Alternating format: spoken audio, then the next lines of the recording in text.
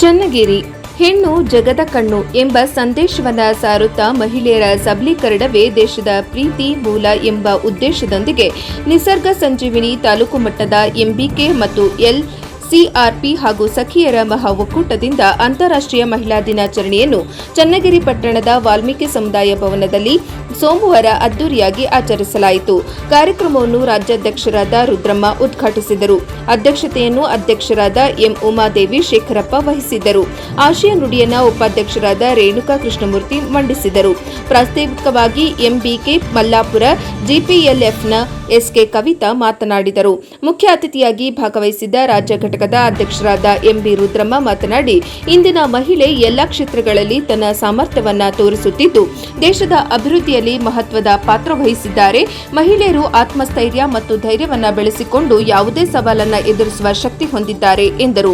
ಮಹಿಳೆಯರು ಇಂದು ಕೇವಲ ಗೃಹ ಕಾರ್ಯಕ್ಕೆ ಸೀಮಿತವಾಗದೆ ಶಿಕ್ಷಣ, ರಾಜಕೀಯ, ಆರ್ಥಿಕ ಮತ್ತು ಸಾಮಾಜಿಕ ಕ್ಷೇತ್ರಗಳಲ್ಲಿ ಪುರುಷರಿಗೆ ಸಮಾನವಾಗಿ ಸಾಧನೆ ಮಾಡುತ್ತಿರುವುದು ಹೆಮ್ಮೆಯ ವಿಷಯವಾಗಿದೆ.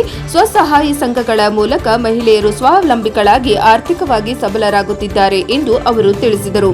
ಕಾರ್ಯಕ್ರಮದಲ್ಲಿ ಮಹಿಳಾ ಮತ್ತು ಮಕ್ಕಳ ಕಲ್ಯಾಣ ಇಲಾಖೆಯ ಅಧಿಕಾರಿಯಾದ R Nirmala, CPI ಸಂತೆಬೆನ್ನೂರಿನ M R Choubey, ಅರಣ್ಯ ವಲಯ ಅಧಿಕಾರಿಯಾದ ಎಂ ಉಷಾ, ಸ್ತ್ರೀರೋಗ ತಜ್ಞರಾದ ಡಾ ಅಮೂಲ್ಯ, ಮಹಿಳಾ ಸಾಂತ್ವನ ಕೇಂದ್ರದ ನೇತ್ರಾವತಿ, ಎನ್ಆರ್ಎಲ್ಎಂ ವಲಯ ಮೇಲ್ವಿಚಾರಕರಾದ ವೀಣಾ ಸೇರಿದಂತೆ ಹಲವು ಗಣ್ಯರು ಉಪಸ್ಥಿತರಿದ್ದರು.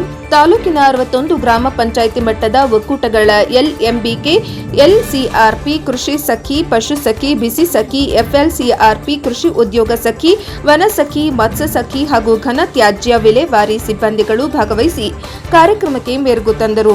ಈ ಸಂದರ್ಭದಲ್ಲಿ ಕಾರ್ಯದರ್ಶಿಯಾದ ಕೆಎನ್ ಪವಿತ್ರ ಪ್ರದೀಪ್, ಸಹ ಕಾರ್ಯದರ್ಶಿಯಾದ ಎಸ್ ಮಮತಾ ರಮೇಶ್, ಖಜಾಂಚಿಯಾದ ಸಿ ಕಾವ್ಯರಾಮು, ನಿರ್ದೇಶಕರಾದ ಗುಣವತಿ ಮಲ್ಲಿಕಾರ್ಜುನ, ಜಿ ವಿಶಾಲಾಕ್ಷಿ, ಲಕ್ಷ್ಮೀಪತಿ, ಮಂಜುಳಾ ದೇವೇಂದ್ರ ನಾಯಕ್, ಪವಿತ್ರ ಶಿವಕುಮಾರ್ ಸ್ವಾಮಿ, ರೇಣುಕಮ್ಮ, ನಾಗರಾಜ್, ಅಶ್ವಿನಿ, ಹಾಲೇಶ್, ದೀಪಾ, ಪ್ರಕಾಶ್, ಮೀನಾಕ್ಷಿ, ಕರಬಸಪ್ಪ, ಧನಲಕ್ಷ್ಮಿ, ಹನುಮಂತಪ್ಪ, ಗೌರಮ್ಮ, ಆಂಜನೇಯ ಇನ್ನು ಮುಂತಾದವರು ಉಪಸ್ಥಿತರಿದ್ದರು.